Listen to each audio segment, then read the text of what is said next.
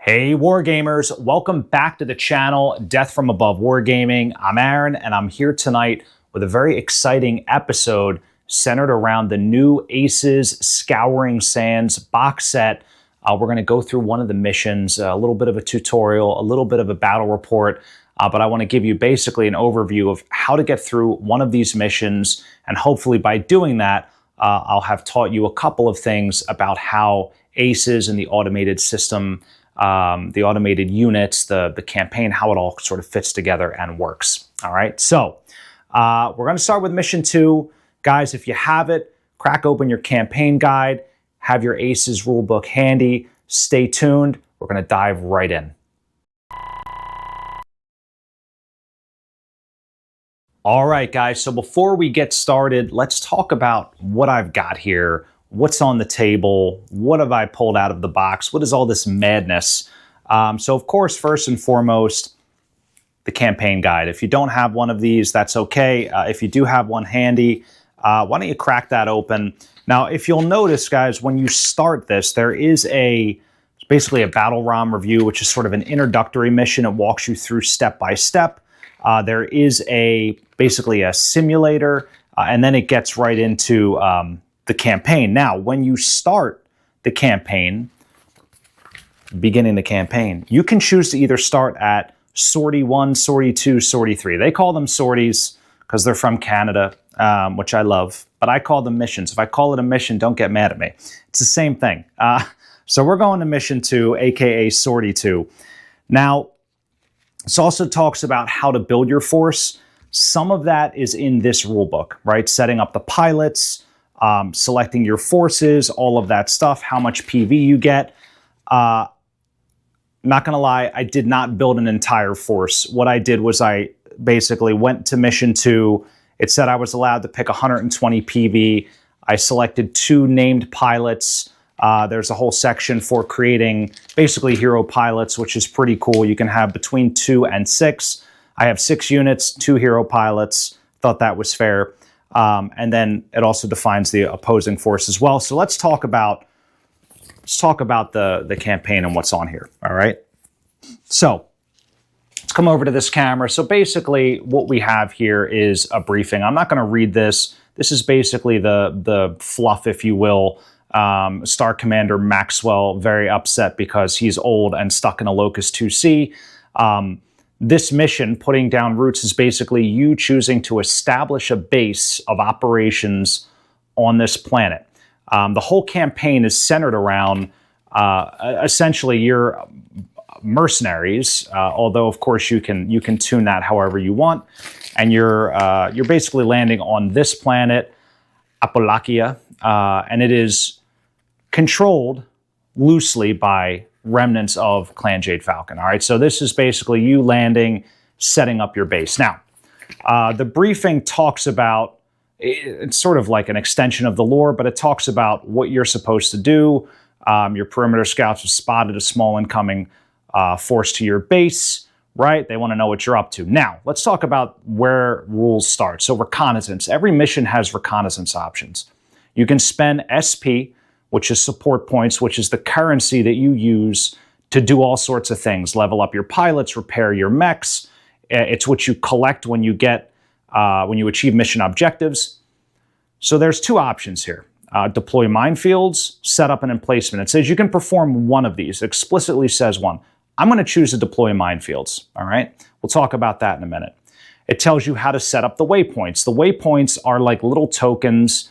Think of them as like, I don't know, they activate things in the mission. Sometimes you read a little story passage. Sometimes they're objectives that you need to capture. And then it tells you player force. I get 120 PV. I can deploy anywhere in the blue outlined area. Now, every mission has a map. There's my map. There's their map. Now, their map is 4x4. Their map uses the paper cutouts, and their map uses basically the paper pop-up buildings as well from Alpha Strike. Now, I'm playing on a 3x3 map, which is a little bit smaller. So what I did was and there are rules, by the way, for playing on a larger or smaller area in the Aces rulebook. it says you can just shave that off. Every little tiny square here is like a 4x4 area. Each bigger square is a 12x12 area. So it's really easy for me to kind of figure out where the terrain belongs. Now, of course, I took some artistic liberties when choosing my map because you know how addicted I am to three-dimensional terrain. So I built the base as close as I could to spec. I placed the waypoints where they're supposed to be. What I did was I added some more, I guess, flocking and terrain, and the hills are a little bit more grandiose. And the forests were mostly cut out of the 3x3 area, so I chose not to include those. Now, you can do whatever you want. You can make the terrain look however you like. I think what's important is the bases, the objectives, right? And there's some outlying terrain for the attackers to use.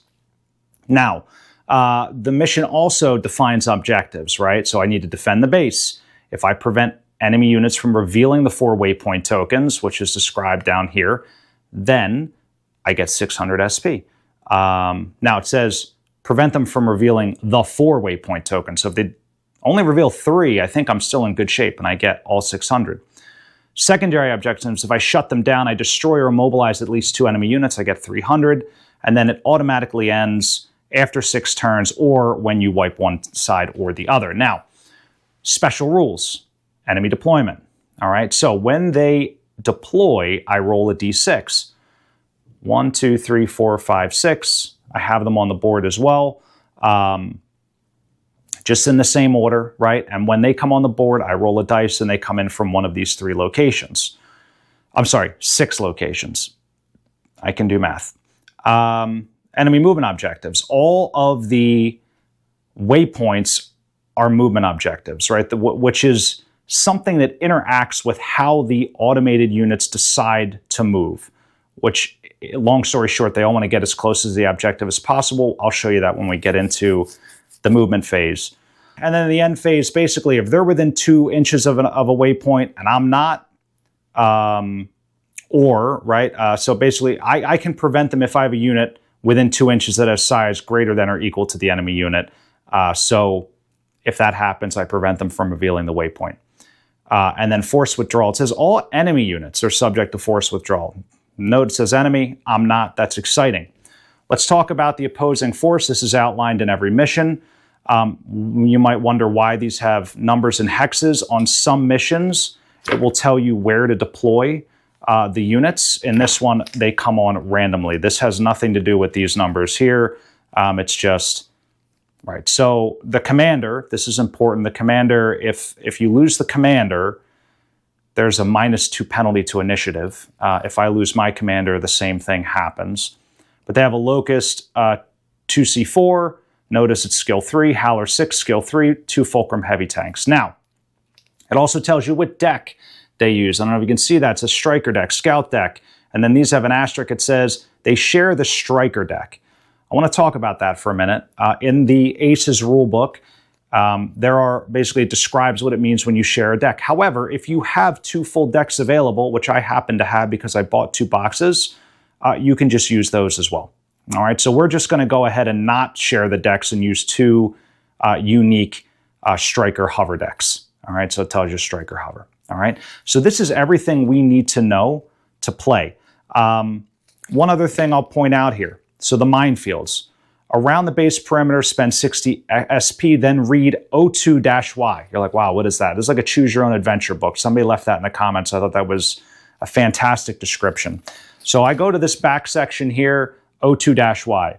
You seed minefields around some of the perimeter areas along the more commonly used approaches to your base. Take waypoints A, B, and C, all right, which I have here, and I place one face up on a different enemy entrance around the edge of the map. When they come in on one of these edges, there is additional things I can read and things happen. Basically take a point of damage, sometimes their movement stops. So I'm looking at the map, I decide right now where I want to put these. I think I want to put B here, I want to put C here, and I'm going to put A here, all right? Now, so if I roll a 1, 5, or 6, so basically I'm going to mine this side of the board. I might have my units a little bit more heavy on this side of the board, we'll see. I feel like these waypoints are a little closer together, so that helps me out a little bit. You know, maybe I'll try to deploy in there. Now, if we go back to the mission, if I'm not mistaken here, again, mission 2, I can deploy anywhere I want, like in this area here, in this base region. So that's good for me. All right, so I also have these translucent tokens, which we've used in the past when we do like radar blips and things like that. What I'm going to use these for is to show you optional moves and how we sort of check down the movement card. Hopefully that will help you visualize exactly what's happening here. All right, so we're going to get into it. We're going to get into turn 1, but before we do, we're going to shuffle every one of these decks. All right, so they're front and back, so I just, you know, I'll look at you while I shuffle them. That way I'm not cheating, and then you cover it up. All right, so boom, that's what you do. The baboon, all right, we'll shuffle this guy up here. Again, kind of go like that. And we'll talk about the anatomy of the card and what's on there as well. You know, other basic stuff you need, obviously. We talked about this in the review, but I'll state it again. Multiple attack rolls is not optional. You have to do it, right? So it's not 2d6 per attack, it's 2d6 per pip of damage. So if I'm attacking and I do 3 pips, I roll 3 pairs of dice. And, you know, so it's calculating the target number the same way. So that's basically how that works. So the other thing is we have our commander. So what this says here, up here, it says Jade Falcon, Probe, 159 PV. That's the Force Command Deck. Mech Warrior, Clan Jade Falcon starts with card C. There she is. All right, so Mech Warrior, Clan Jade Falcon, you can see that up in the top. C, right? And this has what happens in the initiative phase. It has red, yellow, and blue targets, which interact with each of the individual cards. And so we'll go through all of that. So that's the commander. So we have her as well. All right. So the other things that I have here, I have my quick reference sheets. Remember from the review, guys, there are some new rules. So I have the original Alpha Strike quick reference, and then I have the new one, which has basically some updates, especially notably to vehicle critical hits. So in the olden days, if you rolled a 6, 7, or 8 on vehicles, it was no critical. Now it is a critical. Like, you can't not get a critical hit. There's no non-critical, which I think is awesome, and makes vehicles a little bit more vulnerable. Before they were kind of tanky, like 6, 7, 8, no critical is, again, I don't remember the probabilities off the top of my head, but I think it's almost like 44% or something that you're not getting a critical. It's a very high number. So I like that they changed that. All right. That was a lot of blabbering. My apologies. But now hopefully you understand how the mission was set up, what's going on here, and now we're going to get started. Guys, stay tuned. Turn 1 is coming right up.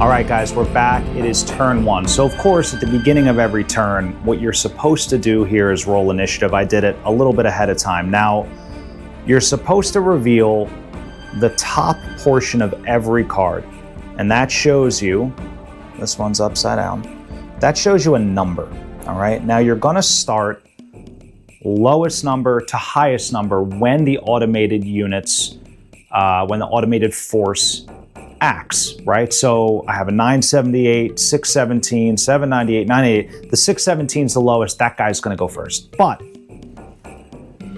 you always read your commander card first for orders to make sure there's nothing affecting the initiative phase. Now, of course, there is. It says assign the move last token to your unit with the highest short range damage and the highest move. Now, the highest short range damage is, in fact, my commander here, and so I'm going to give him the 1000, which is move last, and I'll just throw that on his card. So there's these little tokens. I'll bring it up here to the close-up. There's one for move last, and there's another one for move first. Basically, these hotwire, your card's rating. Now, this guy was basically going to move last anyway, so it doesn't do a whole lot. Oh, maybe he wasn't actually. So now he's going to move last. This guy actually beat him by 10 points. All right, so that's what that number is on the top right of the card. So that's the initiative phase. Now we get into the movement phase. Clan Jade Falcon lost initiative. That means they need to go first. There is another rule in here that is not optional, and it is basically defines how you move with unequal number of units. Now I have 6.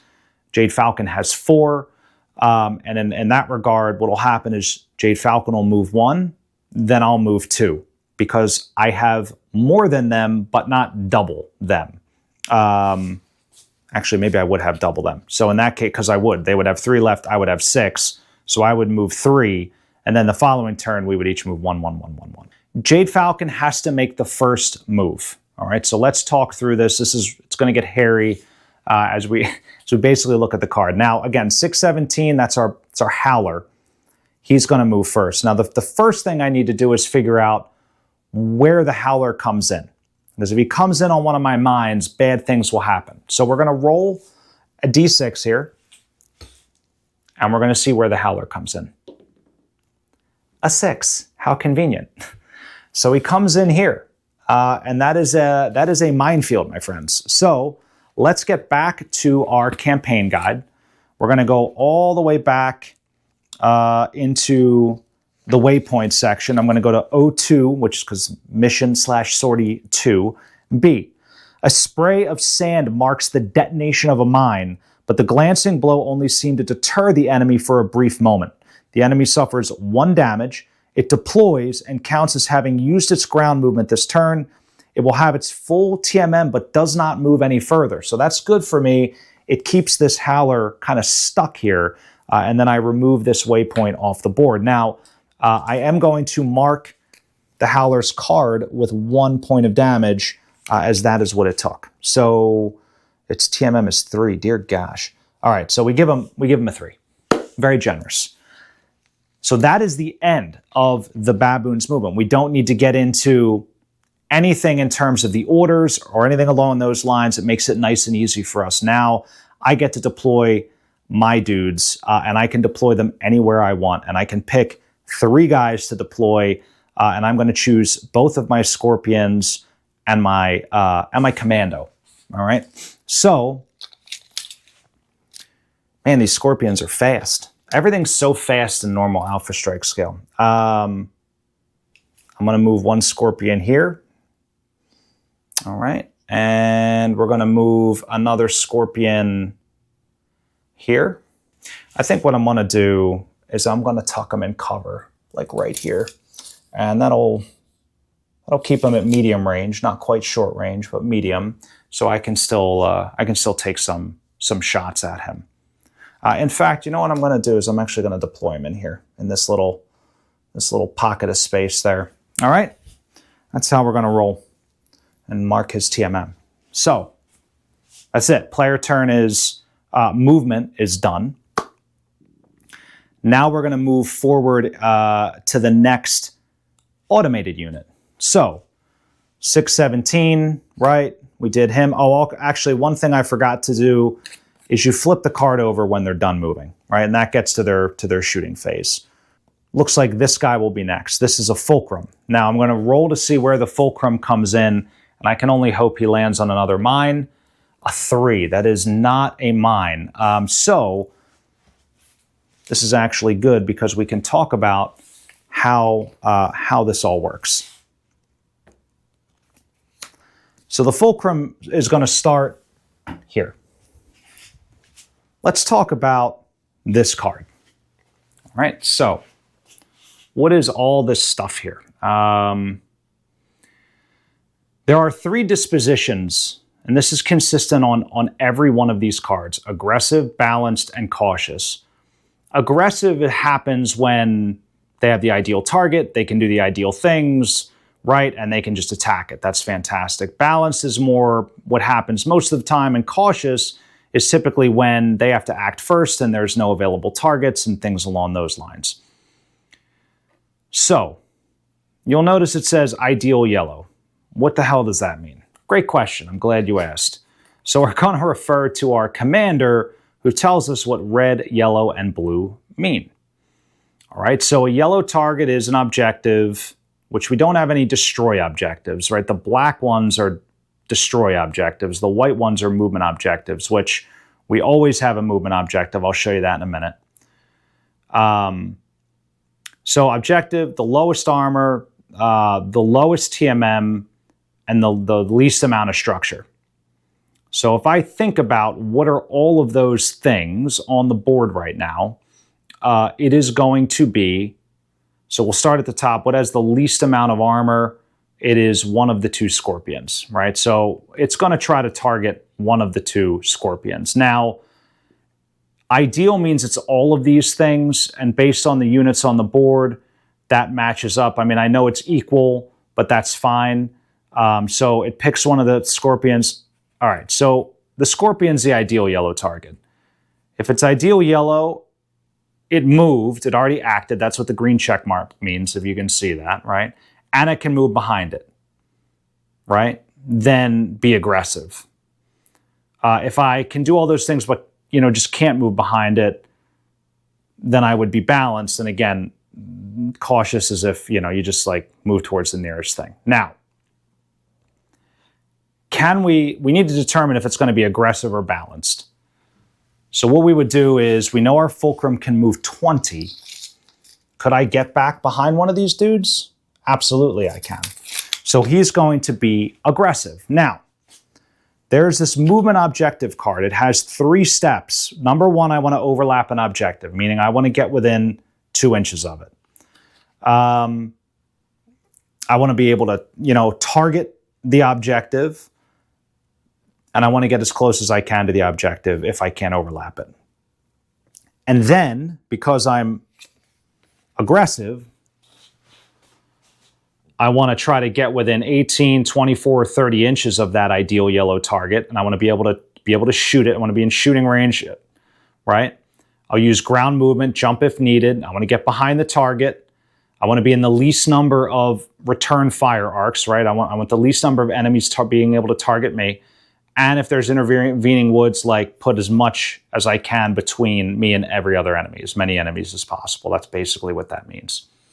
So that's a bunch of information. And you're like, wow, that's a lot of stuff to consider. Sure, let's talk through it. So number 1, I want to be overlapping an objective, right? So can I overlap? That's the first thing. Can I overlap an objective and also be in one of the rear arcs of these dudes? Well, if I'm overlapping this one, this crap's in the way. If I'm overlapping this one, I'm not in their rear, but I could be overlapping this one and see through and shoot this dude, right? So this generally is a pretty good space to be. Now, if I'm there, right, like it sort of satisfies the condition because I'm also able to shoot this guy who's within 18 inches. Everything kind of checks out. So I think that is the ideal spot. The only question is this within 20 inches? And it is, so it's perfect. So this guy zips in. He gets basically here. He's within 2 inches of this objective, so he's overlapping it. All is well in the world. and we have completed the move for this hover tank. Now, I flip the card over because that gives me the shooting orders, which are significantly easier to follow. And that's that. So the question is, who do I want to deploy behind the fulcrum? It's a great question. I think I'm going to deploy the Wasp behind the fulcrum, and we're going to do that. All right.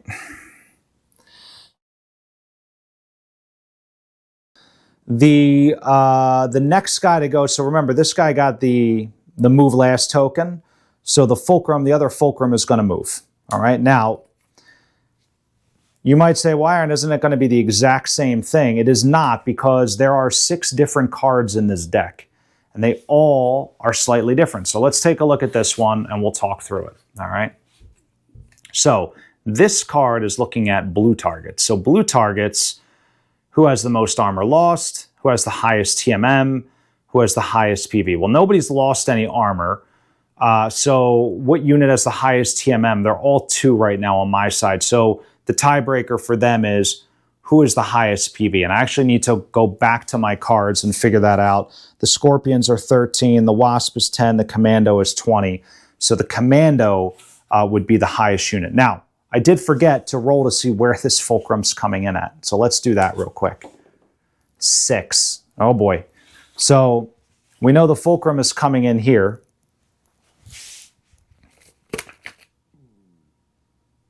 You know, it's interesting. I wonder if you remove these minefield tokens or not.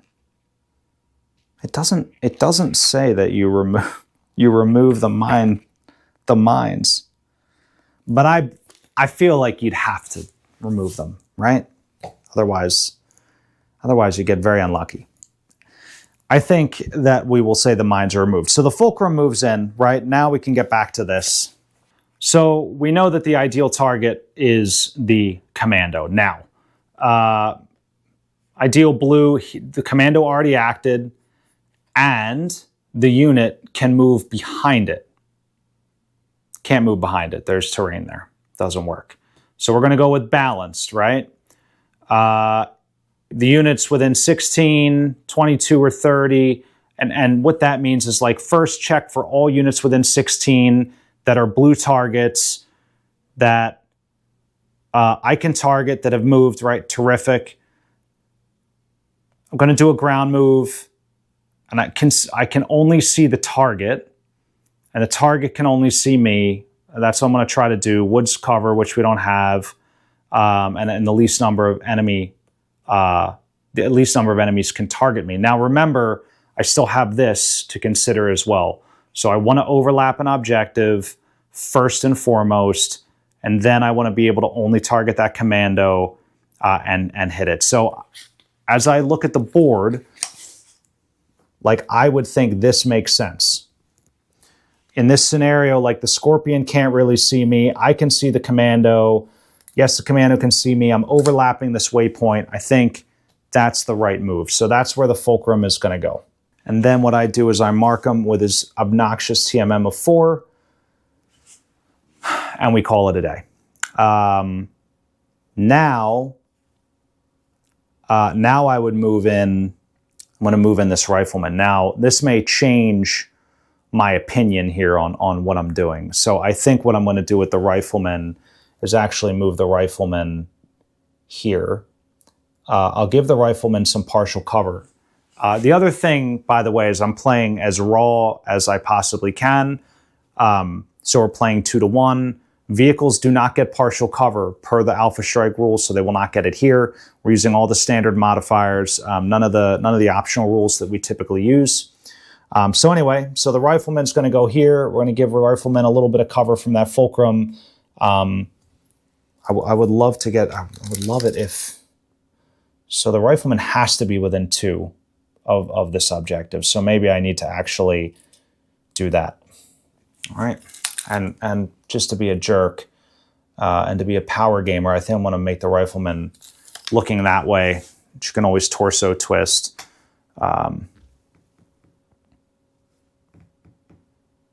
The question is, what I'm wondering is, should I just deploy her there and call it a stationary move and try to nuke this thing and take an overheat point? It may be my best opportunity. So that's what we're going to do. All right. So this is maybe a mech hang or something. She just kind of deploys out of that thing, still powering up. I'm going to torso twist and press all the buttons and see what happens. So the last thing I need to do now is Star Commander Maxwell. Is that his name? I think that's his name. Yes. Star Commander Maxwell. Poor guy. So he is the last to move. Now, Striker, he's also looking at a blue target, which again is the most armor lost, doesn't matter, highest TMM or highest PV. Now, so let's roll to see where Star Commander Maxwell comes in. Also 6, crap. We are overloaded on this side. That is bad news, but we do get to concentrate our forces, so that's good. So ideal blue targets, commando, or any of these. Like, I don't think he can, actually, what's his movements? Probably stupid. 16, can he move behind? He couldn't move behind anybody. So that means he's going to take a balanced move. So again, if we just go back to this card, and I want to make sure you guys understand this. The Scorpion, the Commando, this other Scorpion, they're all blue targets. They're all as ideal as it gets, right? But he can't move behind them. So it is what it is. The ideal blue target here, there's no move behind condition. So this is why you would go balanced here. And then, you know, again, he looks 16, 22. So the closest ones are all within 16 inches of him, right? And so ground move, jump if needed. It's the same thing basically as the, very similar to the hover tank. So the best thing that he could do, so again, like, you know, I have options. I could move here, right? Now, if I move, actually, wait a minute. I lied to you guys. I can get behind this target. So he would move aggressively, all right? Sometimes these things happen. So he is going to do his aggressive move, and he's going to get into the rear arc of this Scorpion. Now, hope that makes sense so far. What I would tell you is this. If you make a mistake, and it's an honest mistake, it doesn't matter. These are guidelines that teach you how to move the mechs, that tell you what they think they should do. You're sometimes not going to, like, I just didn't realize he could make that move until after I started placing mechs down. So maybe do that. Maybe have some tokens or something you could throw on the board and just assess, like, hey, what makes sense? Maybe that'll help. The other thing that I will throw out there for you is this. Let me mark his TMM before I forget here. He's TMM 3. The other thing is the target that determines where you move doesn't always match with the target that you end up shooting. That's okay. Because sometimes, for example, it might say shoot the closest target. Well, maybe I deploy him there. Well, now he's the closest target, right? So the battlefield is dynamic, right? Things change. It will respond to that in the shooting phase. Now, I get to move my Centurion. God, this is a very bloody battle. So I am going to figure out how to deploy this guy. I kind of want to give the Wasp some support. There's a lot happening over here. A lot of guns I can shoot here. I don't know that I necessarily care about the Baboon. The Fulcrums are very scary. This Locust is scary.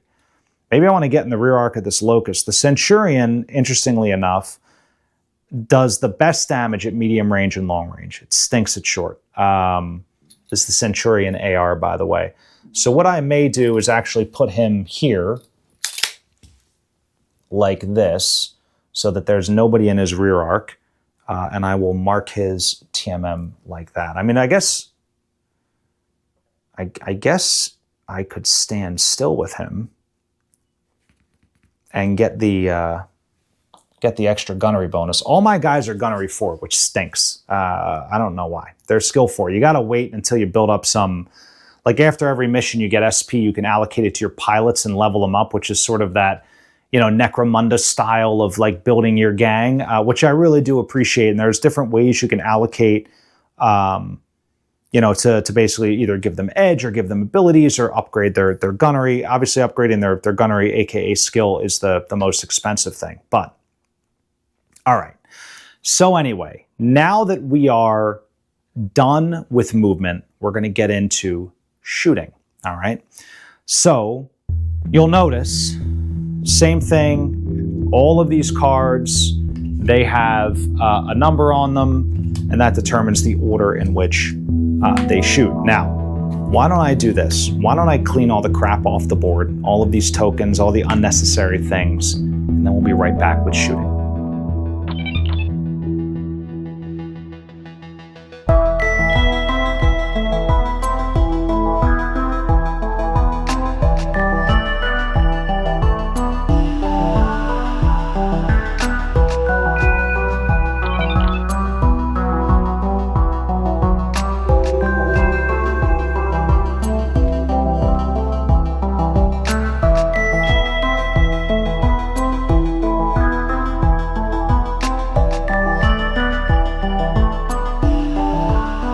So we're back with the shooting phase. So similar to standard Alpha Strike, whoever lost initiative acts with all their units. They shoot, they kick, they punch, they bite, whatever. And then the winner of initiative does the same with all their units. The automated units almost never make physical attacks unless there is some special rule that tells you to do so. Again, the first thing you want to do at the beginning of every phase, check the commander card, make sure there isn't anything there. There is nothing on this one. Looking at the order, I've got the scout, the baboon would go first, followed by one of the fulcrums, followed by the locust, followed by the other fulcrum. So let's start with the baboon, and I'll show you what these cards look like. So much simpler. Now, there's no behavior like on the front, like which one do I do? There's none of that. It's just, you know, targets within 6 and 24. First, can I hit somebody's rear? Baboon cannot hit anybody's rear. Was it attacked by an ally this turn? Meaning one of my buddies also shot this person. Doesn't apply. Yellow, commandless. Now, this is not ideal, meaning like looking for the most number or all of these things. This is more of a check down list. So I would check here, who's got the lowest armor? So yellow, I'm looking at yellow. Who's got the lowest TMM? Who's got the lowest structure? And again, this is a check down. So who's got the least amount of armor within 6 inches? Well, there's nobody within 6. Within 24, well, the lowest amount of armor within 24 is actually that scorpion that is hiding behind that truck there, right? That big rig. So that is the baboon's target. Now, notice there's overheat instructions as well. Now, the good news is the baboon has no overheat value, so we can ignore that, but it does tell you like, hey, if the target number is 6 or less, or if the unit is destroyed, meaning like this baboon's already dead, go bananas. If it's TN, right, so on and so forth. I'm not going to drain the card, but you get the idea. So, all of the Jade Falcon units are skill 3, which is ridiculous. Typical clan BS, in my opinion. So again, the Commando has 3 armor.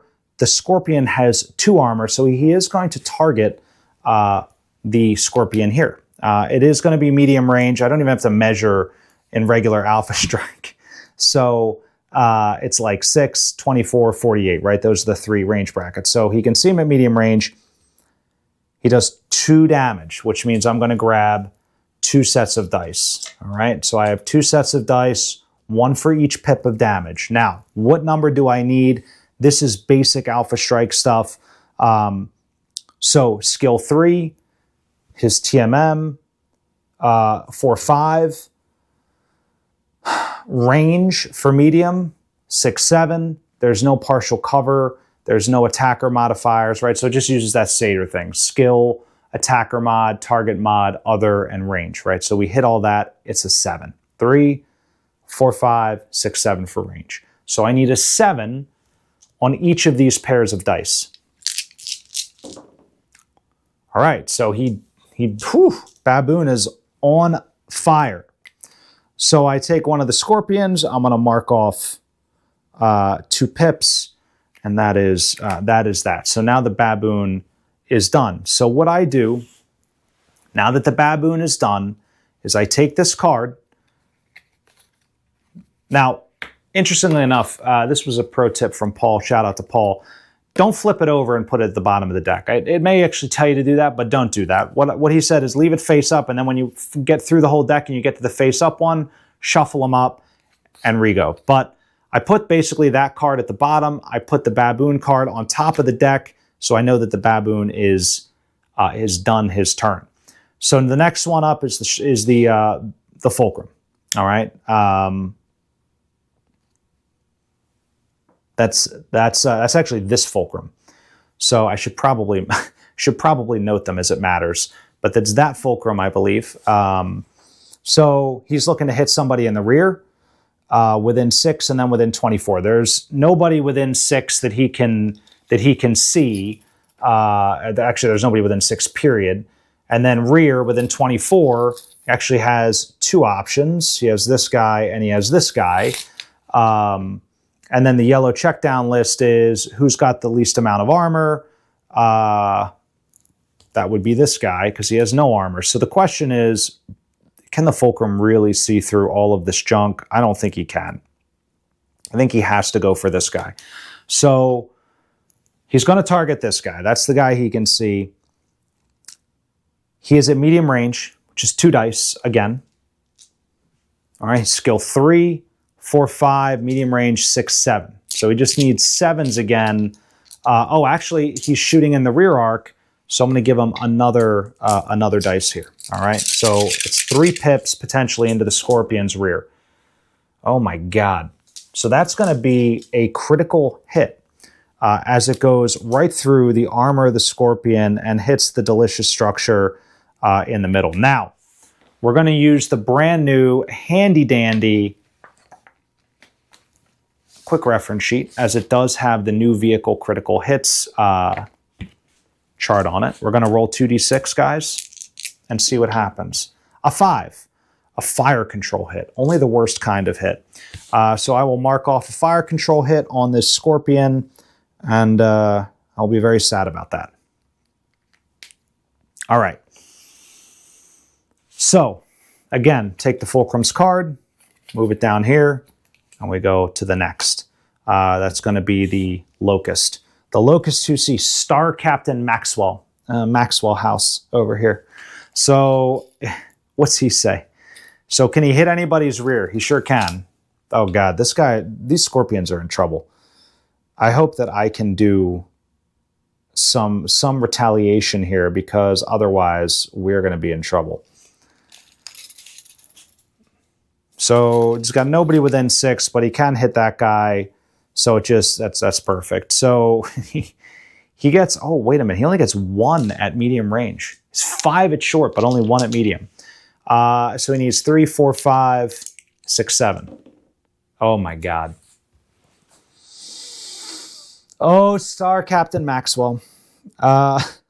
So this Scorpion is destroyed. Now it is a 12. Normally you would roll on the critical hits table, but it's irrelevant because the unit is destroyed. So that Scorpion goes up in smoke. We shed a single tear for our brother in arms, and that's that. So the Locust is done. We move this card to the bottom, and then the last Fulcrum goes. That is this dude here. And actually, I'm just going to move this guy here so we know that one's the furthest one. That one's, yeah. Just a little mental note for myself. All right, so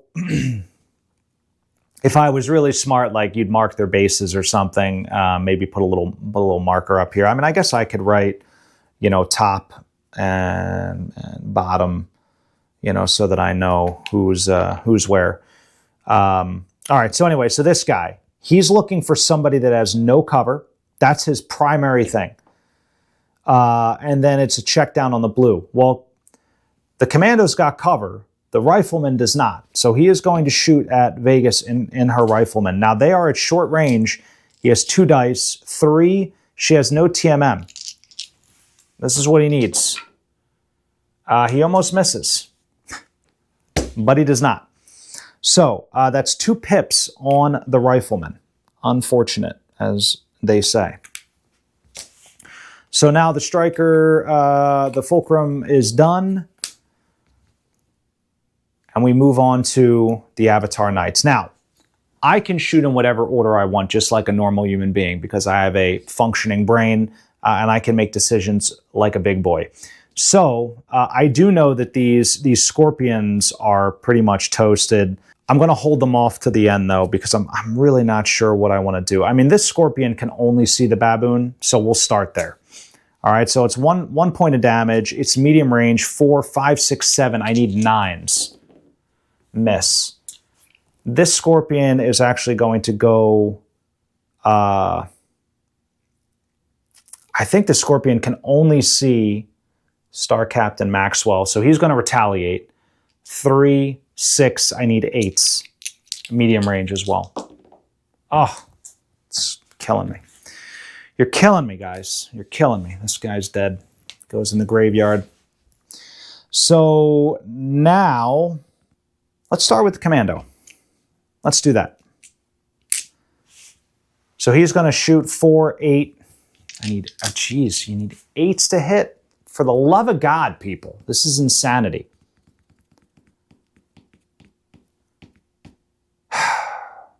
You know what I forgot to do is roll a motive check on this guy. I got to do that too. So it'd be an 8 there, or 4, 7, 9 there. All right, we're going to shoot the fulcrum. This is crazy. Oh, fudge. Vegas is going to overheat. I need 7s. Unbelievable. So I will spend my edge point, and I will re-roll. It says I have to re-roll all of my dice. I guess I have to re-roll everything. I feel like I should be able to pick. Is that even worse? That's even worse. I feel like I should be able to pick. That ability kind of sucks, a fat one. All right, so I need to roll a motive check on this one. That survived, nothing, and now she's going to roll a motive check on the fulcrum. Ooh, a 9, and it's a hover, so that goes to 10. So that is -2 move and -1 TMM. I love that. Of course, its move goes to 18, but its TMM goes down to 3, which is great. That's super useful. That's going to be big. All right, and then we have a Centurion here. The Centurion is going to fire into the Locust. The Centurion is also going to overheat.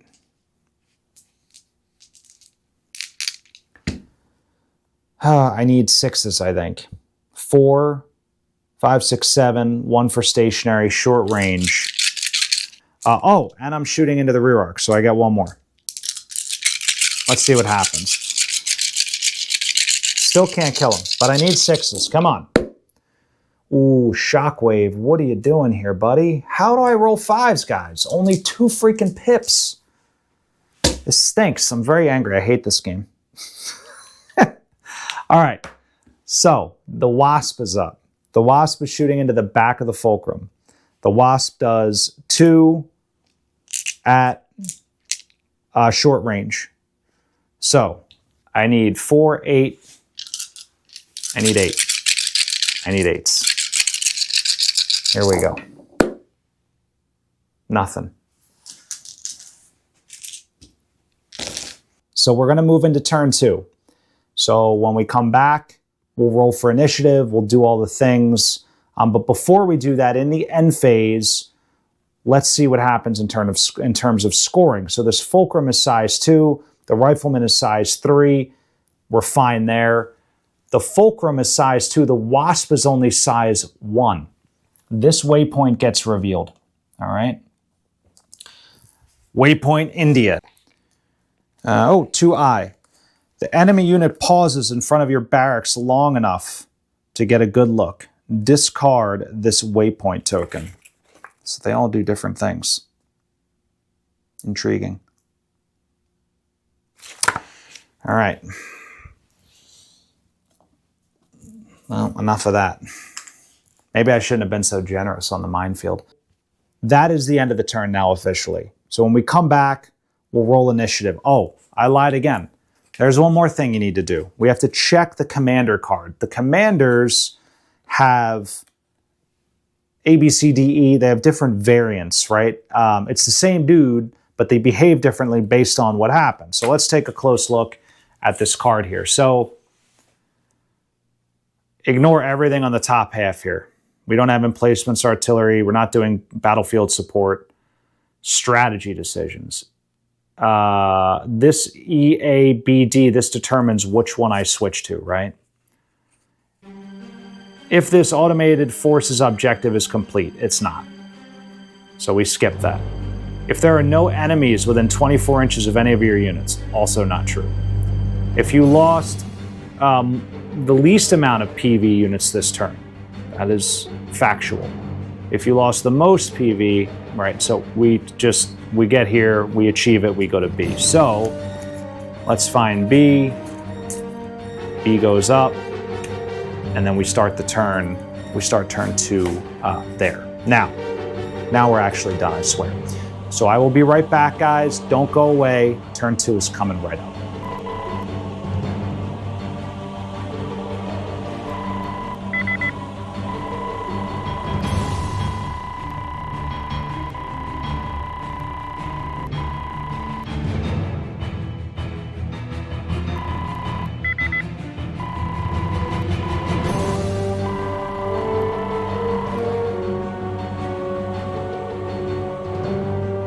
All right, guys, we're back with turn 2. So I want to first check the commander here, initiative phase. Add 2 to your initiative roll and assign the move first token to your unit with, that's ridiculous. So because I won initiative the last turn, I get -2 and then they get +2.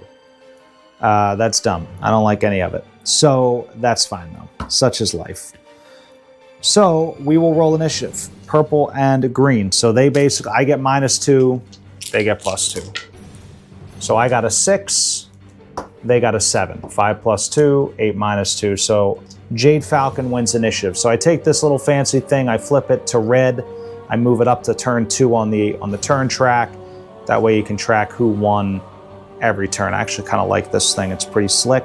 So I need to assign the move first token, which is this one, to my unit with the highest medium range damage and then the highest armor. So who's got the highest medium range damage? So that's basically Baboon, Fulcrum. They're tied. Locust is in last. So it would go to this one because his current armor is higher. The other one was, this one took a pip, only a single pip. What a joke of a turn, guys. That was very bad by the Avatar Knights. Hopefully we can rally this turn. But bad news is we've got 2 mechs on heat. We've got a dead Scorpion. And I don't know, we'll see. So we have 5 units, they have 4. It means I need to move 2, and then they need to move, it goes 1, 1, 1, 1, 1, 1, 1. All right.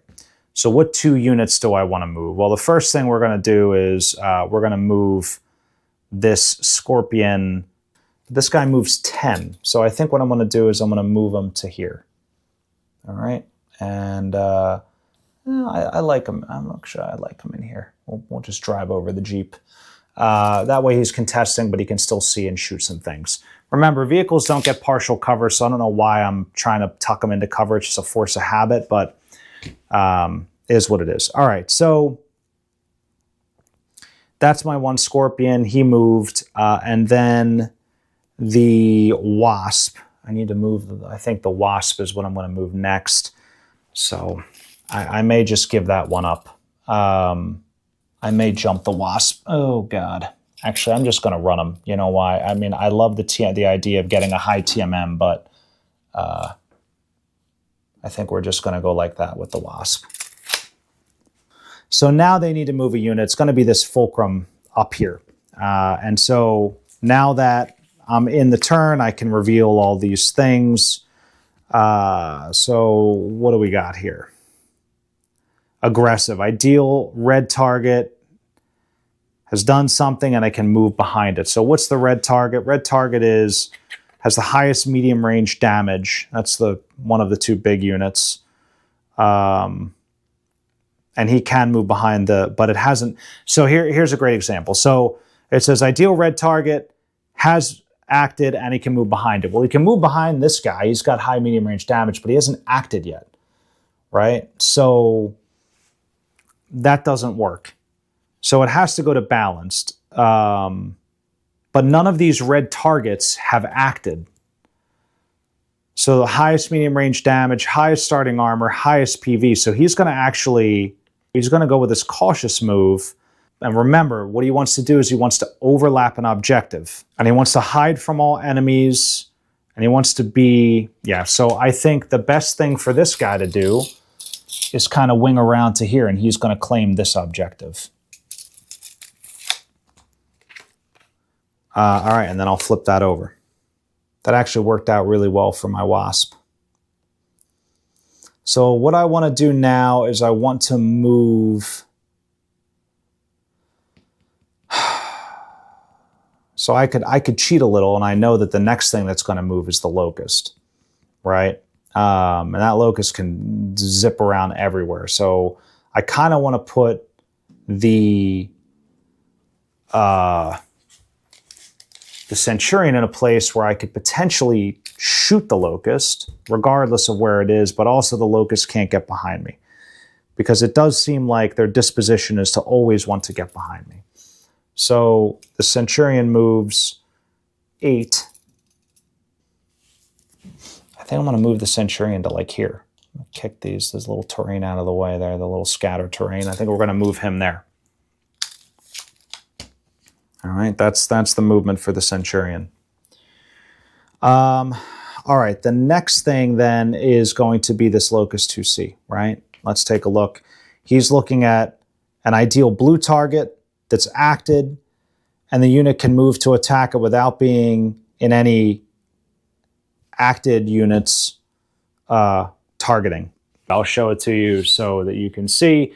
So it says the ideal blue target has acted, and this unit can move to attack it without being in any other acted unit's line of sight. It doesn't say anything about being in the rear though. So what's the blue target? Let's take a look at the commander. Blue target, again, there's no objectives that we're trying to destroy. And don't forget, we are trying to overlap objectives, but we have to determine their disposition and behavior first. Highest TMM, highest armor lost, least amount of armor. That's going to be the Scorpion. The ideal blue target is the Scorpion. Can I move somewhere like out here where nobody else can see me? So he can move 16. So if I actually move him to like here, he's overlapping an objective, right? So he's satisfied the movement. He can see the Scorpion. No one else can see him. So I think that's what we're going to do. That makes sense. So I think what I'm going to do is, now they have 2 of their units hiding. I can't shoot. All right, so what I'm going to do with the Commando is I'm going to move the Commando right here. I'm going to tuck him in just so he is basically right next to the fulcrum. I have my back to the building. I have line of sight to everything this way, so if everything tries to capture that waypoint, I can continue to defend it alongside that rifleman. That's about that. All right, so the next thing up is this Howler. The ideal blue target. So the only ideal blue target, highest TMM, the most amount of armor lost. That's the Scorpion. So the ideal blue target and can move behind it. So definitely can't move behind the Scorpion. That would have to, I would have to be over here, which is way out of his movement. And again, he wants to, the most important thing is he wants to overlap an objective. But first, again, we have to determine his behavior. There are any balances, there are any units within 18 inches that acted? Yes. So we do balanced. And then where it says like, oh, do all this other stuff. But remember, the first thing we want to do is overlap an objective. But, so let's say he's there. Things within 20 inches that are blue targets, right? So potentially I want to ground move so that I can only see my target. So the blue target would be, so things within 20 inches. So the most armor lost within 20 inches is the rifleman. That's what we start with. And again, when it doesn't say ideal, it's like a check down list. So highest TMM and then armor lost. Oh, actually, it's the commando. I'm sorry. So TMM is first before armor lost. So it would be the commando. So can I get in a position where I'm overlapping the objective, but also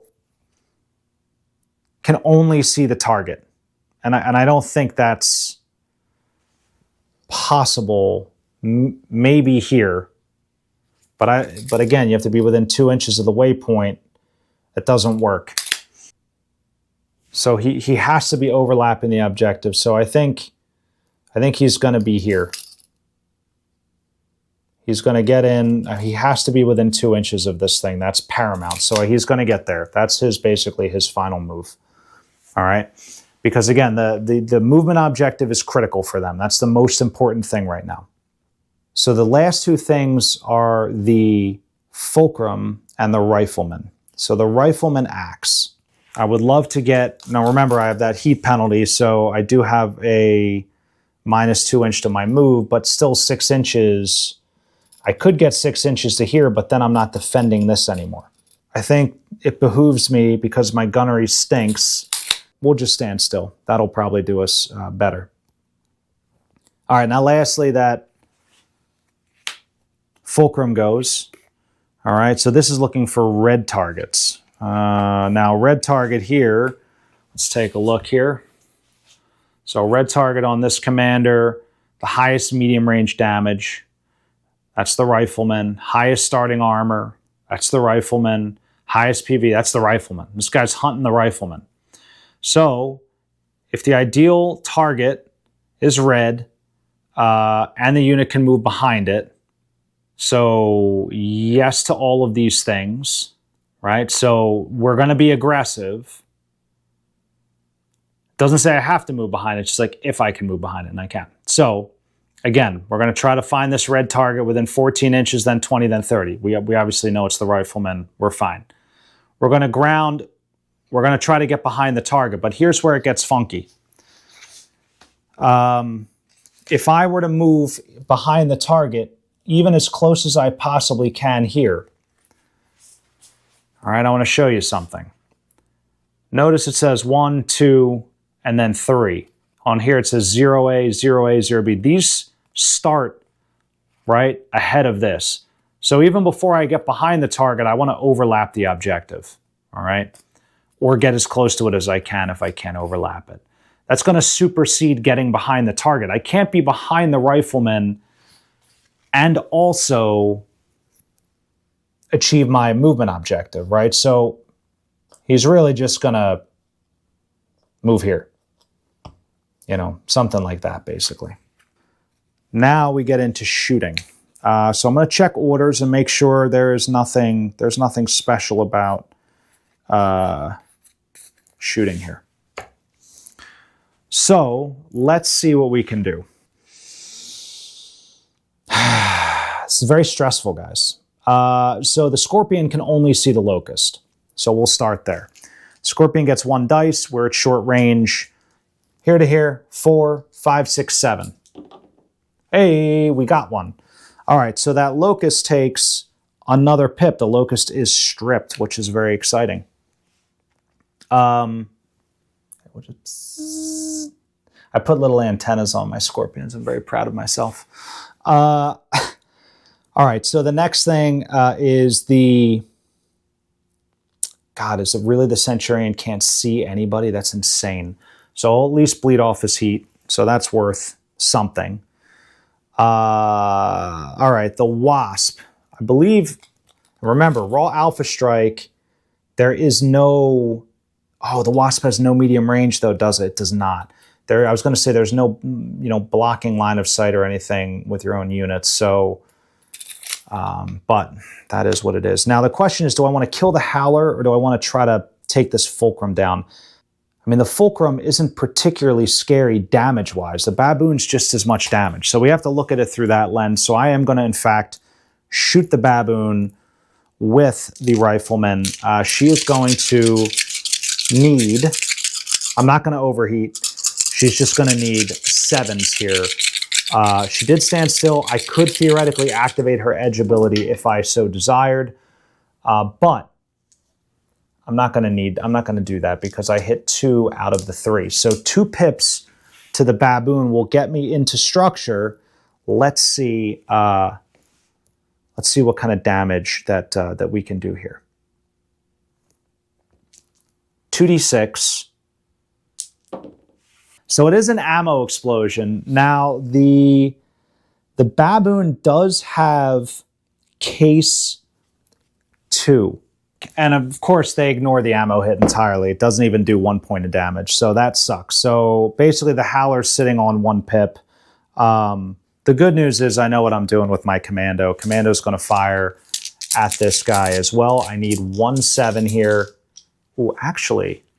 Before I get into that, you know what? I can't reroll a critical hit on edge. That's only critical hits against me. So we're looking for 1/7. I got it. So the Baboon goes up in smoke. That's a big moral victory here for the Avatar Knights. Now the Baboon's not dead. He still gets to shoot back, but he will be destroyed at the end of this round. Now, that's it. That's all we can do. That's all we can do. So hopefully Clan Jade Falcon doesn't get as lucky this turn on the shooting. We're going to start again with the lowest to highest. So it's going to go this guy who can't do anything. He can't see anybody. He's done. This dude, he wants to hit somebody's rear first and foremost, right? So first he's looking for targets within 6 and then targets within 24. He's got the Scorpion. Can he hit somebody's rear? No. Who's got no cover? Scorpion's got no cover. Right. He's just going to shoot the Scorpion, even though, it's basically, again, a check down list and help you to narrow it down. But there's only 1 target he can see, so that's who he's shooting. Now, this is disgusting. He gets 5 dice. 2, 4, 5. He needs 5s. Come on, Scorpion. I think he's dead. So this Scorpion is destroyed. Sad day. He did have 2 structure left, but the Locust did ample damage with 64 ER small lasers or whatever it has. So this guy is now done. And we cover these up. So then we move to the Baboon. And the Baboon says... so again, he's looking for... targets within 6 and then 24. He's got 2 within 6. Let's narrow it down. Can he hit anybody's rear? No. Let me bring this up here so you can see it.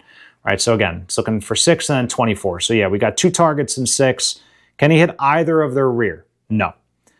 Have either of these guys been attacked by an ally this turn? No. All right, well then go look to the blue command list and find something cool. All right, here we go. Who's got the highest TMM? Weird that you would want to target the guy with the highest TMM, but such is life. So he's going after the Commando. Done. So, he's skill 3, 4, 5. We're at short range. They just need 5s. I love how I need 7s and they need 5s because their TMM is better. Everything's better. So 1, 2, 3, 4. He needs 5s. Here we go.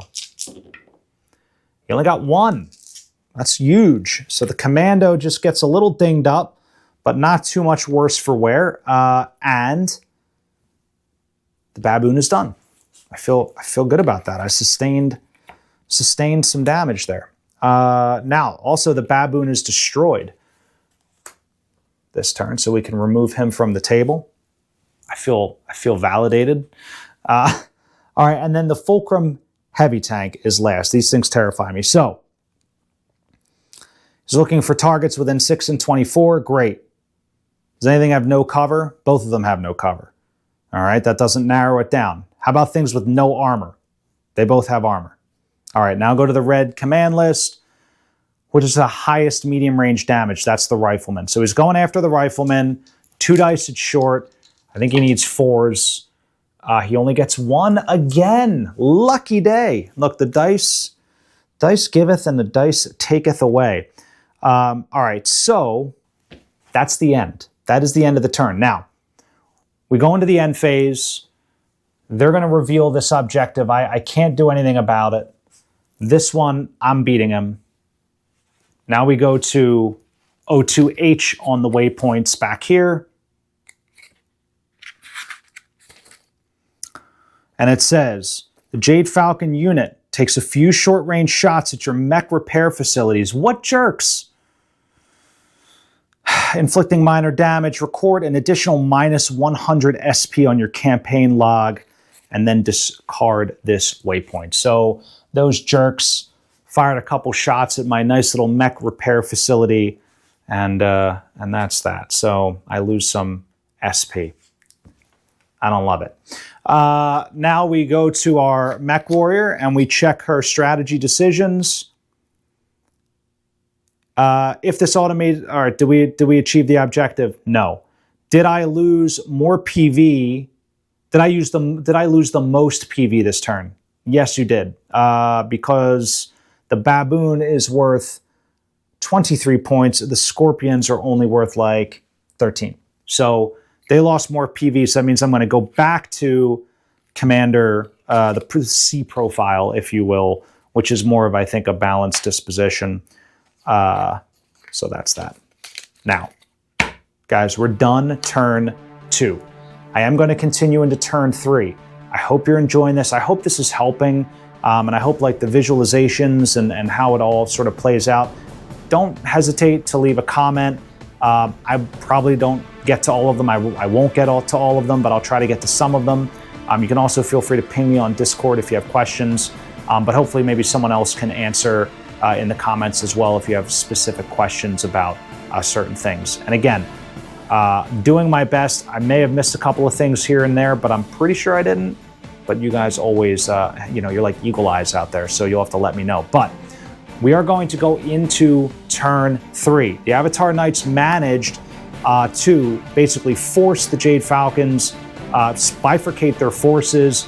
We managed to soak up some fire this turn, although we've lost those Scorpions. I mean, ultimately, they are bullet sponges, so I feel okay about that. Centurion's doing well. Rifleman's still on that point of heat, but we'll see what happens. Guys, turn 3, it's coming right up.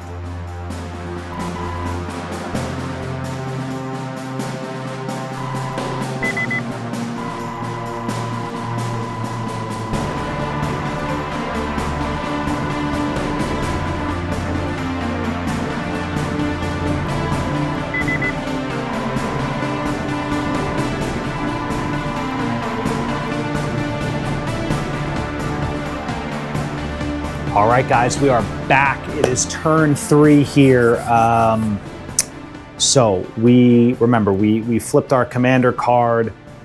We applied all of the effects from the waypoints. Then we'll get right into initiative. So there's no special thing here on the initiative phase. It just says assign the move last token to the unit with the highest short-range damage. So that means that Locust is going to get the move last token, but it was already pretty high there at 948. But it does adjust the order in which these guys will act. Now, because Jade Falcon won, and both our commanders are still alive, I get they get -2 to their initiative. I get no modifier. So they get -2. I got an 8. They got an 8. Their 8's modified to a 6, so the Avatar Knights win initiative. That's actually pretty big. Now, we do have 4 units. They have 3, but they have to make the first move. Now, we start with the lowest. We go to the highest. The first thing is this fulcrum here, this bottom fulcrum. So let's take a look at what he's doing. So he's looking for blue targets. That's the highest amount of armor lost. That would actually be the rifleman. Highest TMM, not the rifleman. And the highest PV, that's the rifleman. So ideal blue, it didn't move though. Actually, nobody moved. So I can automatically, I know, right, if you look at this, right, both the aggressive and the balanced have these green check marks, right? So nobody, the fulcrum's acting first. So we automatically go to cautious, right? So what he's going to do is he's basically just going to skedaddle around this thing because we know that the objective, I think at this point you guys should know the objective is the primary movement check down. So all the other stuff doesn't really matter. Now, although what he is going to try to do is try to get out of enemy's line of sight. He's going to try to stay 24 inches away from targets if he can, like all of these other things. But again, he wants to stay within 2 inches of this target. Of this thing here. So I mean, you know, maybe he could get like here, like maybe that's the safest place. To be quite honest, you know, I think I'd be afraid of that Centurion coming around, so I am just going to kind of put him here. I think that makes the most sense. And remember, his TMM is knocked down to 3. All right, so Avatar Knights have 4 units to their 2 remaining, so that means I need to move 2 units. So the fulcrum has a turret, so it can shoot in its rear arc, but I would love to swing this commando around and get the commando here, right? Get that extra pip of damage. I don't think, I mean, the fulcrum can't kill the rifleman. So that's that. So we're going to do that with the commando. The question with the rifleman is, do I just stand still again?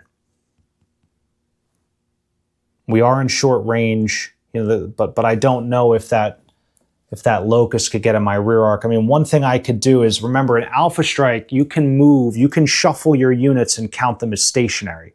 You can rotate them and pivot them and things. So if I kind of do this, that protects my rear arc. As long as I don't eat a ton of fire from that locust, I'm not even sure it could get around to me. I mean, I guess it could. All right, so we're good on the rifleman. We move the commando. Now we go back to here. The other fulcrum is going to move. Now, this one is looking for red targets. Red targets are the ones with the highest structure lost. All right, highest armor lost, and the highest point value. The ideal target has acted, but I couldn't move behind it. So I guess now what I'm going to try to do is follow this balanced approach. So I'm looking to basically overlap an objective, right, first and foremost, and then try to get within as few enemy firing arcs as possible. So I think actually what he wants to do is get here. That, if I check down that list, that makes the most sense. So he's going to just buzz over here. He's going to try to identify that objective. So we'll flip these guys over. Let me not forget to do that. All right, so now what's left to move is the Centurion and the Wasp. So the fulcrum is size 2. If I get that Centurion over here, and I only have to move 1 unit. So if I get the Centurion over here, and Centurion can move 8, I can be within the waypoint, right? I can defend that waypoint and I can engage the fulcrum. The downside is, as a Centurion, I want to be at medium or long range, not necessarily at short, but I don't think there's any way that I could be defending the waypoint within 2 inches of it and also at medium range of this fulcrum. But I think this is the move I have to make. So I'm going to move him here. I'm going to put his back to this fuel tank here so that the locust can't shoot me in the back.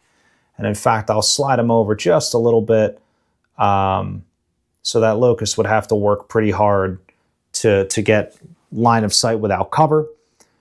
So that's my Centurion. So he's done. Wasp hasn't moved yet. He'll be the last one to move. On my side, on the Jade Falcon side, the Locust is going to move. Remember, he got that move last token from the command card. I am going to do my check down here and figure out what we're doing here. So the ideal target for him is blue. That's the most armor lost, the highest TMM, and the highest PV. So the most ideal blue target, based on that, would be the rifleman. It has moved, can't move behind it. All right, so he's going to take a balanced move. Well, again, he wants to get close to an objective. This is where it gets sort of tricky, is trying to rationalize that with everything else. So obviously the two objectives are here and here. This locust moves 16. Could I even, like let's say it's an inch to get out. So 15 would put me, 15 would put him here. Is that within 2 inches? We could call it within 2 inches. So that's one potential option. I want to be in the least number of enemy firing arcs. If I'm here, I'm within 2 enemy firing arcs. If I move them here, right, assuming, right, it's at point in time, I'm only in 1 firing arc, right? So I would go there, I think. Because again, like he wants to minimize firing arcs. So if there's any way I could move and be out of the Centurion's firing arc. So minimize it, getting close as I can to an objective, minimizing firing arcs, right? I think, or, you know, return firing arcs, you get what I'm saying. I think that's where he goes, all right? I'll give him his obnoxiously high clan TMM. So the Wasp gets to go last. Now, the Wasp can run 12 like a Banshee. I could move him here, which would be fantastic because he would be in the rear arc of both of these and at short range. So that's one thing I could do. I feel like we're very good at this now. I feel like we're getting the hang of this. Now we're going to get into the shooting phase. Clan Jade Falcon lost initiative, which means they need to shoot first. It's going to start with this hovercraft here. Can he hit anybody in the rear? No. Does anybody have no armor? No. Who's got the most armor lost? The rifleman. He's going to shoot the rifleman. Very simple. He needs a 4. I'm sorry, he needs a 3. He needs 3s. There's no TMM, no range. He just needs 3s. Well, these two are supposed to be paired, so forgive me for that. So it's 2 pips. 2 more pips to the rifleman. Ugly. All right, so that's this guy. So he acted, he is done. Now the next one, 948, that's this. It's the Locust. He is going to shoot, oh God. He has 5 dice against the Centurion. 2, 4, 6, 8, 10. Let me just see what he's doing here. Can he hit anybody's? Well, I mean, that's the only target he can see, right? So it makes it kind of easy. So skill 3, 4. Needs 4s. We missed 1, but it's still 4 dice of damage. So 1, 2, 3, and 4. That hurts. All right, and then lastly, this hovercraft here. Now, he has a turret, so he could potentially hit either the Wasp or the Centurion. So let's see what it decides. No cover, that's both of them. No armor, that's neither of them. Red command list says the least amount of armor. Unfortunately, that's the Centurion. So he's going to attack the Centurion. Now, this Fulcrum gets 2 dice. All right, and he needs 4s. Oh my gosh. All right. So the 3 things you can do with Edge, like if you roll whatever you roll on 2d6, you can spend an Edge point to add 1 to that roll. So if you roll a 7, it becomes an 8, whatever. You can re-roll a critical hit against you. So if the Jade Falcon unit ends up rolling a critical hit against the Centurion and I don't like the result, I can force them to re-roll. But I keep the second result. The third one's kind of lame. You can re-roll a motive check against an enemy vehicle. Like, I don't know. And then there's the abilities that we have. So he doesn't have any abilities, though. So it did 2 pips of damage. Let's mark that. That does, in fact, go internal on the Centurion. So that will be a critical hit. So they'll roll that up. That is a 10. A 10 is a fire control hit. Now, I could, of course, force a reroll and hope for a 5 or a 9, but that could come up as something catastrophic. What do you think? Reroll it, you say? Okay, I can do that. Let's do it. See what happens. 6 is a weapon hit, which actually I don't mind as much. So he'll take a weapon hit. I actually don't hate that as much. Fire control hits are absolutely, they're awful. Man, that's tough. All right, so all of the Jade Falcon units have acted, right? Sorry, this was the last one. This goes under here. I should have 3 down here for each. I do. All right, so all of the Jade Falcon units have shot, and they're done. Now I get Sweet Retaliation. The good news is none of my units are dead. However, the Centurion and the Rifleman are pretty banged up. If we don't take out one of these Fulcrums this turn, I think we're going to be in trouble, or even that the Locust. Okay. Let's start on this side of the board. All right. So what we're going to do is we are going to start with the Commando.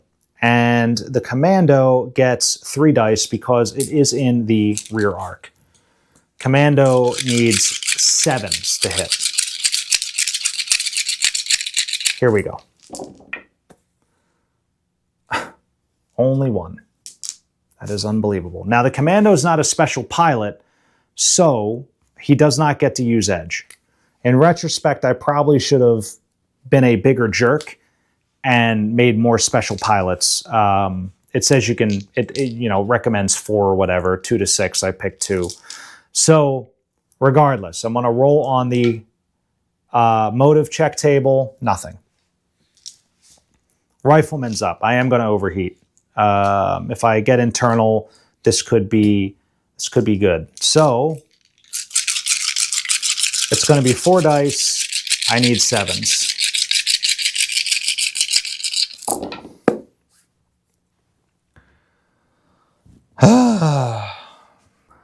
I only hit with 1. So I think what I'm going to do is I'm going to spend an edge point, and I am going to use that ability that lets me reroll everything. Because I stayed still. I got 2. It's ridiculous. But that's life. All right, so now the Rifleman gets to check for a motive hit. Maybe we can get something good. We get nothing. This is a bad day for Vegas. All right, so bad day to gamble. I'm just like point blank shooting each other and not dying. So over here, I think what we want to do is we want to try to get lucky against the Locust. So we're going to start with the Wasp. The Wasp gets 3 dice. Okay. And let me change these dice out so they're easier for you guys to see. So we get 3 because we're in the rear arc. We're skill 4. I need 7s, even though I am literally right up his butt here. Here we go. That is 3 hits. Somehow the Wasp is the man of the hour and destroys the Locust in an unlikely turn of events. Again, the dice giveth and the dice taketh away. So the Locust is destroyed, and Star Commander Maxwell is off the table, which means they will be at a -2 for initiative for the rest of the game. All right, now that means the Centurion can turn its full weight of dice on the Fulcrum. Not ideal as they're at short range, but it is what it is. 3, I'm sorry, it's 4. I need 8s because his TMM is higher and he's not hobbled like that guy. Centurion hasn't taken any, right? His critical hits don't take effect yet. So here we go. I need 8s. Nothing. And even if I use edge, there's literally nothing I can do there. That is the end of the turn. Now, when we talk about objectives, The Centurion is contesting. They're the same weight, the same size, so that waypoint isn't flipped. Same thing with the Rifleman here. This waypoint is not flipped. I think at this point, guys, we'll call it quits. Why, you ask? Well, we could play this out to completion, but I think you have a very good idea of how Aces is played and how this mission will play out. I think we'll be in good shape, but we'll see. Leave it in the comments. Let me know what you think. But more importantly, let me know what you think about BattleTech Aces. Is it a compelling way to play? You know, it's certainly fun for a solo game, I think. My preferred style of play would be co-op, where I could sit down with like Ben or Dan and we could play against an automated force. I think that would be pretty cool. I also think this is a great way to like teach younger people how to play, where you could kind of team up with them and play against automated opponents. So lots of options, you know, to get through these games. But huge shout out to the Aces team. I think they've created something very special here at Linvander Studios, and the guys at Catalyst for bringing this to life with them. This campaign guide is fantastic. There's 20 missions in here, and it is kind of like a choose your own adventure. At the end of the mission, you get to kind of pick what you do next. Do you want to hit their supply lines or go to their base? So endless replayability, and this is just box one. I know there's definitely more on the way, so very, very excited to see those. They'll have more commanders, they'll have more battlefield roles and things that you can integrate in, so that when you want to play your own game of Aces, you can do that more easily. So that said, guys, I want to wrap up here. A couple of things before we do. This morning, we released an announcement, big news, Season 8 Kickstarter. If you want to support the channel, now's your chance. When we released our Aces video, within the first week, we had something like 7,000 views. Again, just in that first week, which was pretty great. So if every one of those people threw us 10 bucks, like, we would hit our goal, no problem. We would actually blow the doors off of our goal and almost hit our highest stretch goals. We're not asking for a lot, but we are asking for some help. If you're enjoying the content and you like this stuff, we've got a whole team behind us. We'd love to be able to do more for you. So check out that Kickstarter. If you want to get more involved, you want behind the scenes and sneak peeks and special access, come on over to Patreon. That's what that is for. It's as little as $2 a month. And thank you to all of our amazing patrons who've carried us through the last 7 years of content development.